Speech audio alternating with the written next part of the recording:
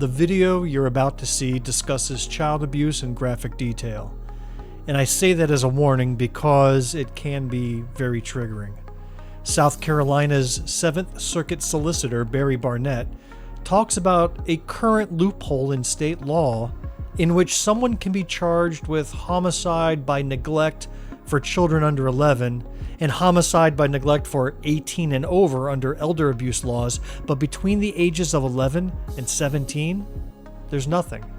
And I appreciate those who bring this to the attention of lawmakers and the lawmakers who work to address it, regardless of what party they belong to. So again, trigger warning about this testimony, but I think it's important to bring to light that some good work, necessary work, is indeed being done in the General Assembly. Thank you, Ms. Chairman. As you all see the pictures, there's 3 of them. It's her legs. She had no skin left on her legs. What happened was law enforcement went out to her home, found out it was just horrific what she was living in. They basically let her lay on her waist for weeks. And what happens is the urine turns into like an acid, and that's what that dissolved her skin.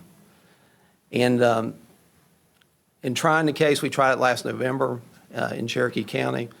The big issue is, and it's going to be the big issue on appeal, is it leads to murder in this case. And what the homicide child abuse would cover this to a T. The only problem is the age cuts off under 11.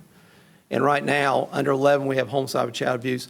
18 or older, we have elder abuse, where, you know, an elder adult is abused. But from 11 to 18, we don't have anything at this point. And this case is a perfect example of that. And fortunately, we did go forward with it. The jury saw it our way. The judge agreed with us and denied the directed verdict motion. But in other circuits, I know Solicitor Stone was successful in his case. He had a 13-year-old special needs child that was in a hot seat, was left in a car while her parents went in to get meth, and she died in the car. It's something that I feel like we needed. I talked to Representative Moore. I know other members. I think Representative Robbins has signed on as a sponsor on the bill. We need it from that standpoint because we're seeing more and more of these cases throughout the whole state.